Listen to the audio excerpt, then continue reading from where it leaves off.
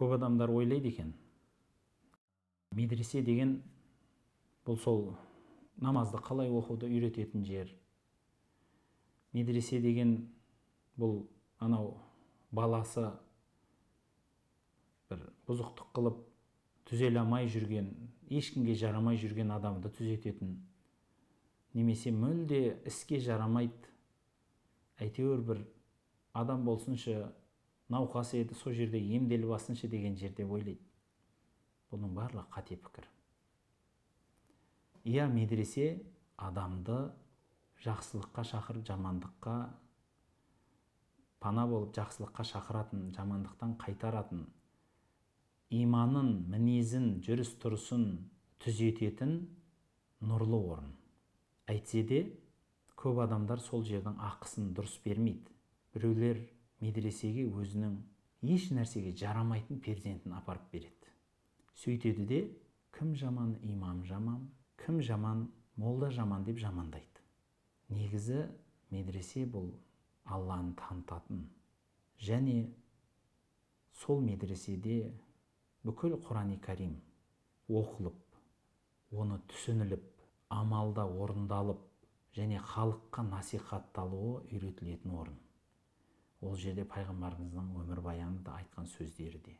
Имам Абу Ханифа сынды үлкен ғалым-ғұламалардың салып кеткен фиқ мектептері шама жеткенше аяққа тұрғызылатын, амалда қолданбалы үйретілетін, бүкіл сұраққа жауап беріліп, сол кісіге негіз болып қалатын орда. Және бір айтып кететіні, әрбір білім өзінің тексеретін жері менен маңызды болады. Медицина адам ғұмырына, адамның тіршілігіне себепкер болған үшін ұлық. Дәл сол сияқты адам баласы бұл өмірге келген екен, мен бұнда неге келдім, қайда барамын, және барған соң не болады деген сұрақты өмір бақи ізденеді. Оны жауап беретін жер бетінде бірде бір ғылым жоқ, тіпті философия болса да оған жауап тауып берген жоқ. Ал соны зерттейтін ғылым білім адамның бұл өмірге неге келгенін, не істеу керегін, және барғаннан соң не болатынын, қандай нәрсе пайда, қандай нәрсе зиян екенін тексеретін ғылым білім бұл ислам ғылымы. Ендеше ислам ғылымы медицинадан да жоғары. Себебі медицина бұл дүниедегі тіршілігіңізді ғана себепкер болса, ислам екі дүние бақытын сізге көрсетіп беретін білім. Қанша адам маман болмасын, оның адамдығы, адалдығы қайда қалады?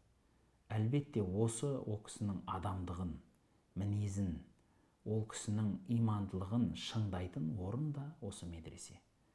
Сол үшін қандай да маман болмасын, имансыз бола алмайды. Қандай да бір мамандық егесі болмасын, көркем мінезсіз елге қызмет ете алмайды. Осы көркем мінезді шыңдайтын, иманды реттейтін орын осы медресе.